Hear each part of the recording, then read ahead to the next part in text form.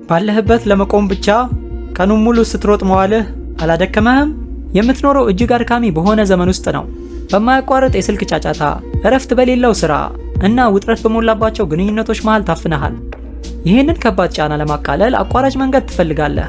ግን ደግሞ ትክክለኛው መፍትሄ ያለው እዚያ እየፈለክበት ያለው ቦታ አይደለም። ላለፉት አያሌ ዓመታት ራስን የማሳደግና የለውጥ መጽሐፍት ለዚህ ድካምህ አንድ አይነት መፍትሄዎችን ሲሰጡህ ቆይተዋል። የጊዜ አጠቃቀም ዘዴዎች፣ የሰውነት አቋቋም ስልቶች እና ሰዎችን የማሳመን ጥበቦች።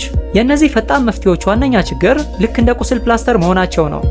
ለጊዜው የተዘበራረቀ ጊዜ ሰሌዳህን ህመም ሊያስታግሱልህ ይችላሉ፣ ነገር ግን ስር የሰደዱ እና መሰረታዊ የሆኑ ችግሮችህን በውስጥህ እንዳመረቀዙ ይተዋቸዋል። ዘላቂ ለውጥ ለማምጣት ከፈለክ ግን ነገሮችን የምታይበትን መሰረታዊ መነጽር ወይም እይታህን መቀየር ይጠይቅሃል። እስኪ ይህን ስዕል በህሊና ተመልከት። እንደ እይታህ ፊቷን ያዞረች ወጣት ወይም ደግሞ አቀርቅራ የምታይ አሮጊት ልታይ ትችላለህ። በውስጥህ ስር የሰደዱ የአእምሮ ካርታዎችህ ምን እንደምታይ ይወስናሉ። በዚህም ምክንያት አንድ አይነት የሆነ እውነታ ለሁለት የተለያዩ ሰዎች ሙሉ ለሙሉ የተለያየ ሆኖ ሊታያቸው ይችላል። ባህሪዎችህ በቀጥታ የሚመነጩት ከነዚህ ስር የሰደዱ እይታዎችህ በመሆኑ የውስጥ አመለካከትህን ከውስጥ ወደ ውጪ በሚል አካሄድ ሳትቀይር ድርጊትህን ማሻሻል አትችልም። እነዚህን የውስጥ አመለካከቶች እውነታውን ለመምራት እንደምትጠቀምባቸው ካርታዎች አድርገህ አስባቸው። ቺካጎ ውስጥ አድራሻ እየፈለግ ነገር ግን የዲትሮይት ካርታ በእጅህ ካለ የምታደርገው ጥረት ምንም ትርጉም የለውም። መኪናህን በፍጥነት ልታሽከረክር ወይም የተለያዩ መንገዶችን ልትሞክር ትችላለህ፣ ነገር ግን የተሳሳተ ካርታ ይዘህ እስከተጓዝክ ድረስ መጨረሻ መንገድ መጥፋት ብቻ ነው። ትክክለኛው ካርታ የባህሪ ስነ ምግባር ሲሆን ይህ ደግሞ እንደ ታማኝነት፣ ፍትሃዊነት እና የሰው ልጅ ክብር ባሉ ጊዜ የማይሽራቸው መርሆች ላይ የተገነባ ነው። እነዚህ ዓለም አቀፋዊ መርሆች ልክ እንደ ማማ ላይ መብራት ናቸው። የሰውን ልጅ እድገት የሚመሩ የማይናወጡ የተፈጥሮ ህጎች ናቸው። ፈጽሞ ልትሰብራቸው አትችልም። ይልቁንም ህልውናቸውን ችላ ለማለት ከወሰንክ ራስህን ከእነሱ ጋር አጋጭተህ ትሰብራለህ እንጂ። ይህን የግል ድል ማሳካት ወይም ራስህን ሙሉ በሙሉ መቆጣጠር የውስጥ ኮምፓስህን ከእነዚህ የማይናወጡ መርሆች ጋር አውቀህ ማስተካከልን ይጠይቀሃል። ውጤታማነት ልምዶችን መገንባት እንደሚጠይቅ ታያለህ። ልምዶች ደግሞ የሶስት ነገሮች ጥምረት ናቸው። ምን ማድረግ እንዳለብህ ማወቅ፣ ከዛም እንዴት ማድረግ እንዳለብህ ክህሎቱ ሊኖርህ እና ያንን ነገር ለማድረግ ደግሞ ጠንካራ ፍላጎት ሊኖርህ ይገባል። ሁሉንም ነገር የሚቀይረው የመጀመሪያውና እጅግ ወሳኙ ልማድ ምንድን ነው ብትለኝ፣ በራስህ ህይወት ላይ ቀዳሚ አድራጊ መሆንህ ነው።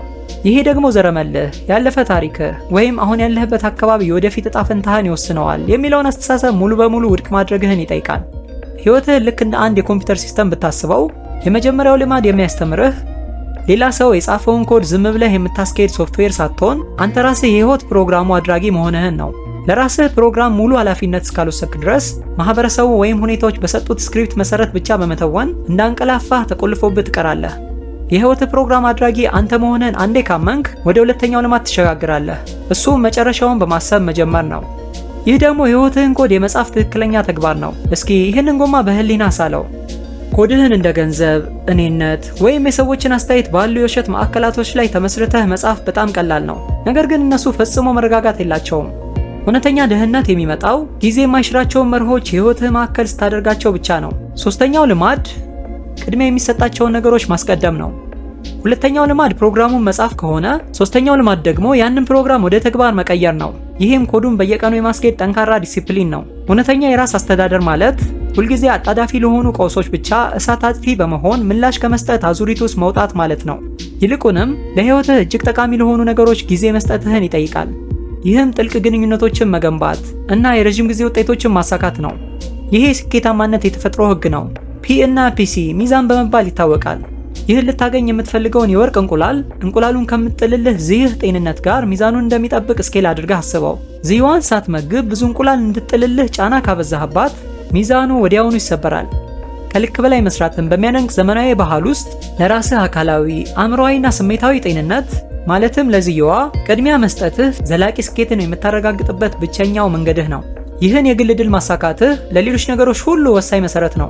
የራሱን የውስጥ ዓለም ገና ላልተቆጣጠረ ሰው በውጭው ዓለም ላይ መሪ መሆን ፈጽሞ የማይታሰብ ነገር ነው።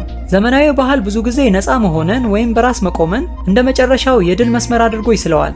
በራስ መተማመን እና የራስህን ህይወት በራስህ መገንባት የስኬታማ ህይወት መገለጫዎች እንደሆኑ ተምረህ አድገሃል። ውስብስብ የሆኑ የሰው ልጅ ችግሮችን በግል ጥንካሬህና ላዩም በሆኑ ማህበራዊ ስልቶች ብቻ ለመፍታት ስትሞክር ውጤቱ በቀላሉ የሚሰበር ይሆናል። ከፊትህ ያለው መንገድ ጫናውን መቋቋም ባቃታቸው የተሰባበሩ ግንኙነቶች ፍርስራሾች የተሞላ ነው። ከዚህ እርከን ከፍ ለማለት ከነፃነት ደረጃ ወጥተህ ወደ ከፍተኛው የመረዳዳት እና የመደጋገፍ ዓለም መሸጋገር አለብህ። ራስህን መቆጣጠር አስፈላጊ ስኬት ቢሆንም እሱ መሰረት ብቻ ነው። የመደጋገፍ ደረጃ እውነተኛ ነፃነት ያላቸው ሰዎች ብቻ ሊያደርጉት የሚችሉት ከፍተኛ ምርጫ ነው። ያለሱ ከፍተኛ የሆነው የስኬት ማማ ላይ መድረስ ፈጽሞ አትችልም። ይህ የመደጋገፍ እውነታ የሚመራው በማይታየው የሂሳብ መዝገብ ነው። ይህም የስሜት ባንክ ሂሳብ በመባል ይታወቃል። ይህ ሂሳብ በአንተና በሌላ ሰው መካከል የተገነባው የመተማመን መጠን ይወክላል። እያንዳንዱ ግንኙነቶችህ ልክ እንደ ንግድ ልውውጥ ነው። የደግነት፣ የታማኝነት እና ቃልን የመጠበቅ ድርጊቶችህ በባንኩ ውስጥ ተቀማጭ እንደማድረግ ሲሆኑ የጥሪት መጠንህን ያሳድጉልሃል። በሌላ በኩል ደግሞ አክብሮት ማጣት፣ የዘፈቀደ ባህሪ ወይም እምነት ማጉደል ወዲያውኑ ከሂሳብ ላይ ገንዘብ እንደማውጣት ይቆጠራሉ። በሂሳቡ ውስጥ ያለው ቀሪ መጠን ከፍተኛ ሲሆን መግባባት ቀላልና ፍሰት ያለው ይሆናል፣ ምክንያቱም መተማመን ትንንሽ አለመግባባቶችን ያሸንፋልና። ነገር ግን ሂሳብህ ባዶ ከሆነ እውነቱ ወደ መከላከያነት ይቀየራል። እያንዳንዱን ቃል ትመነዝራለህ። ውጥረት በሞላበት የፈንጂ ቀጠና ውስጥ ትጓዛለህ። በዚህን ጊዜ እያንዳንዱ ንግግርህ የራስህን ቦታ ስለመከላከል ብቻ ይሆናል። ከፍተኛ የሆነ የመተማመን ክምችት ከሌለህ ምንም ያህል የመሪነት ስልት ወይም የቡድን ግንባታ ክህሎት ቢኖርህ ዘላቂ ውጤት አታመጣም። ግን ታውቃለህ፣ ይህንን ጥልቅ መተማመን የመገንባት አቅምህን ብዙ ጊዜ የሚያደናቅፈው ሌላ ሳይሆን ገና ከልጅነት ጀምሮ ስኬት ብለህ እንድታስበው የተማርክበት ያ የተሳሳተ መንገድ ነው። በትምህርት ቤት ካለው የውጤት አሰጣጥ ጀምሮ እስከ ስፖርት የውጤት ሰሌዳ ድረስ ህይወትን አንዱ ሲያሸንፍ ሌላው ይሸነፋል በሚል የውድድር መንፈስ እንድታየው ሆነ ነው የተቀረስከው። አንተ እንድታሸንፍ የግድ ሌላው መሸነፍ አለበት ብለህ እንድታስብ ማለት ነው። አራተኛው ልማድ ግን ለሁለቱም ወገን የሚጠቅምን መፍትሄ ማሰብ ነው። ይሄም ለሁሉም የሚበቃ ሰፊ ስኬት አለ ብሎ በተግባር ማመንን ይጠይቃል። ሌላውን ሰው በመጉዳት የምታገኘው ማንኛውም ድል የአጭር ጊዜ ማሸነፍ ብቻ ነው። ውሎ አድሮ ቂምና የተሰባበረው መተማመን ያንን ጊዜያዊ ድል ለሁለቱም ወገኖች ወደ ከፋ ኪሳራ ይቀይረዋል። እስኪ አስበው፣ አሁን ካለህበት ክፍል ውስጥ አየሩ በድንገት ቢጠፋ ብቸኛው ጥረትህ አየሩን መልሶ ማግኘት ይሆናል። በህይወት መትረፍ ብቸኛው መነሳሻ ይሆናል ማለት ነው። በስነ ልቦና ደረጃም ስትመጣ ልክ እንደዚሁ ተመሳሳይ የሆነ አስቸኳይ ፍላጎት አለ። እሱም በሌሎች የመረዳት ተቀባይነትን የማግኘት እና የማረጋገጥ ፍላጎት ነው። ነገር ግን ብዙ ጊዜ ይህንን የሰዎች ፍላጎት ማሟላት ያቅተሃል። ምክንያቱም የምታዳምጠው በራስህ የህይወት ታሪክ መነጽር ነው። ሁሉም ነገር በራስህ ልምድ ታጣራለህ። ለራስ አመለካከት የሚስማማ መረጃ ብቻ ትፈልጋለህ፣ ወይም ደግሞ በራስህ ህይወት ላይ የተመሰረተ ምክር ለመስጠት ትቸኩላለህ። እውነተኛና ከልብ የሆነ ማዳመጥ ግን ሙሉ በሙሉ የአስተሳሰብ ለውጥን ይጠይቃል። ከቃላቶቹ አልፈህ የሰውየውን ባህሪ ታስተውላለህ፣ እንዲሁም ከስሩ ያለውን ጥልቅ የስሜት ትርጉም ትረዳለህ። ዋናው ዓላማ የሰውየውን ሐሳብ እና ስሜት ማድመጥ ነው። ስለዚህ መፍትሄ ለመስጠት ከመቸኮል በፊት ሁኔታውን በትክክል ትመረምራለህ። ይህም በአንድ ግንኙነት ውስጥ ልታደርገው የምትችለው ትልቁ የባንክ ተቀማጭ ነው። አንድ ሰው በእርግጥም እንደተረዳኸው ከተሰማው ራሱን የመከላከልና የመሸሸግ ፍላጎቱ ወዲያውኑ ይጠፋና ትክክለኛ ችግር መፍታት ወደሚቻልበት ክፍተት በር ያመራሃል። ይህም አሰራር በቀጥታ ወደ ስድስተኛው ልምድ ያመራሃል። የፊተኞቹ ልማዶች ሁሉ ማጠቃለያ ወደ ሆነው ቅንጅት ማለት ነው። ቅንጅት የመጨረሻው የህዝብ ድል መገለጫ ነው። ቅንጅት ሲባል አጠቃላይ ውጤት ከሌሎቹ ድምር እጅግ ይበልጣል ማለት ነው። ይሄ 1 ሲደመር 1 2 ሳይሆን 8 16 ወይም 16 መቶዎች የሚሆኑበት አስደናቂ የፈጠራ ሂደት ነው። በክፍሎቹ መካከል ያለው ግንኙነት በራሱ አዲስ አምራች ኃይል ይሆናል። ይህ ሊሆን የሚችለው ግን የሌሎችን አመለካከትና ልዩነት ዝም ብለህ ችለህ ማለፍ ብቻ ሳይሆን ለእነዚህ ልዩነቶች ትልቅ ዋጋ መስጠት ስትጀምር ነው። አስበው፣ ሁለት ሰዎች በትክክል አንድ አይነት አስተያየት ካላቸው አንደኛው ሰው አያስፈልግም ማለት ነው። ስለዚህ ሙሉውን ስዕል ለማየት የተለያዩ እይታዎች የግድ ያስፈልጉሃል። ታዲያ ከፍተኛ ውጤት የሆኑትን እነዚያን የወርቅ እንቁላሎች ማግኘት የምትፈልግ ከሆነ እንቁላሉን የምትጥለውን ዝይ በሚገባ መንከባከብ አለብህ። ያቺ ዝይ ደግሞ ራስህ ነህ። ይሄ 7ኛው ልማድ ነው። መጋዝህን አሹል።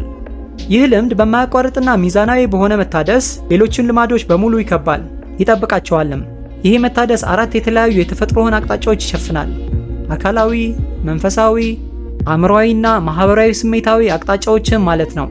ከነዚህ ውስጥ አንዱ እንኳን ችላ ማለትህ አጠቃላይ ስኬታማነትን ወደ ታች የሚጎትት ከባድ እንቅፋት ይፈጥርብሃል። የዚህ አይነቱ ራስን የመጠገንና የማደስ ስራ እጅግ በጣም አስፈላጊ ነው። ነገር ግን አብዛኛውን ጊዜ አጣዳፊ አይደለም። ልክ እንደ ድንገተኛ ቀውስ ትኩረትህን እንድትሰጠው አይጮህም። ስለዚህ ቀድመህ አውቀህ ጊዜ ልትመድብለት ይገባል። መጋዝህን ለማሾል በቂ ጊዜ የማትሰጥ ከሆነ ውሎ አድሮ ዝገህ ምንም ነገር መቁረጥ ወደማትችልበት ደካማ ደረጃ ትደርሳለህ። እውነተኛ ስኬታማነት የአንድ ጊዜ ድል ብቻ አይደለም፣ ቀጣይነት ያለው ከውስጥ ወደ ውጭ የሚያድግ የህይወት ዘመን ሂደት ነው። ራስህን ያለማቋረጥ በማደስ ከሌሎች ጋር አብሮ ለማሸነፍ የሚፈለገውን ታማኝነትና መተማመን ዘላቂ አድርገህ ጠብቀህ ትቆያለህ።